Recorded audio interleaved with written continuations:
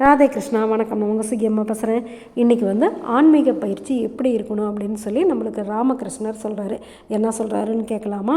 ஒரு தடவை அவர் சர்க்கஸ்க்கு கூட்டிகிட்டு போயிட்டாங்களாம். அந்த சர்க்கஸில் ஒரு பெண் ஓடுற குதிரை மேலே நின்றுக்கிட்டே அந்த மேலே வளையம்லாம் தொங்க விட்டுருப்பாங்களா, அந்த ஒவ்வொரு வளையத்துலையாக தாண்டி தாண்டி அந்த குதிரை மேலே கரெக்டாக நின்றுக்குச்சான். இதை பார்த்ததுமே ராமகிருஷ்ணருக்கு ரொம்ப சந்தோஷமாயிருச்சான். அப்பா, எவ்வளோ அற்புதமாக இருக்குது இந்த காட்சி பார்த்தியா, இந்த பொண்ணு இந்த அற்புதமான சாதனையை செய்ய எவ்வளோ காலம் பயிற்சி செஞ்சுருக்கணும், எவ்வளவு நாள் விடாமுயற்சியோடு அந்த கலையை கற்றுக்கணும்.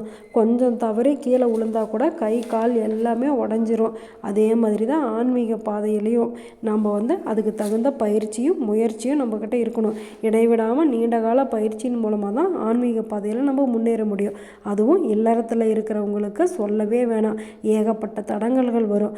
ஜனகர் எப்படி ஒரு நாட்டுக்கே ராஜாவாக இருந்தாலும் அவர் எது மேலேயும் பற்று இல்லாமல் இருந்தாரோ அதே மாதிரியே நாம் இருக்கணும். அது மட்டும் இல்லை, சும்மா இந்த பொழுதுபோக்கு விஷயங்களெல்லாம் நம்ம காலத்தை கழிக்கக்கூடாது. பல கஷ்டங்கள் நம்மளுக்கு வந்தாலும் அமைதியோடு அதை நாம் எதிர்கொள்ளணும். தெய்வீக வாழ்க்கைக்கு தடங்கள் எது தெரியுமா? நம்ம எல்லாத்து மேலேயும் பற்று வச்சிருக்கிறது தான். மனித பிறவி ரொம்ப ரொம்ப அரிது. அதை நல்ல வழியில் நம்ம பயன்படுத்திக்கணும். முக்திக்கு வழி தேடாமல் காலம் கழிப்பது மனித பிறவியை வீணாக்கிறதுக்கு சமம். குருவின் அருளும் கடவுளின் அருளும் நம்மளுக்கு வரணும் அப்படின்னாக்கா ஃபஸ்ட்டு நம்ம மனசை நம்ம அடக்கிடணுமா.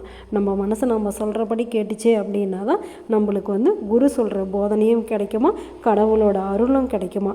ஆன்மீக விஷயங்களில் உபதேச நிறையா நம்ம வாங்கியிருந்தாலும், நம்மளுக்கு நிறையா விஷயங்கள் தெரிஞ்சிருந்தாலும், நம்மளுடைய மனசு கட்டுப்பாடாக இருந்தது அப்படின்னா தான் இது எல்லாமே நம்மளுக்கு கிடைக்கும் அப்படின்னு சொல்லி ராமகிருஷ்ணர் சொல்கிறாரு. அதனால் ஆன்மீக வாழ்க்கைக்கு தேவையான பயிற்சியும் முயற்சியும் நம்ம எடுத்துடலாமா? நல்லது நினைப்போம், நல்லதே நடக்கும், ஆனந்தமாக இருப்போம். ஓகே, பாய். ராதே கிருஷ்ணா.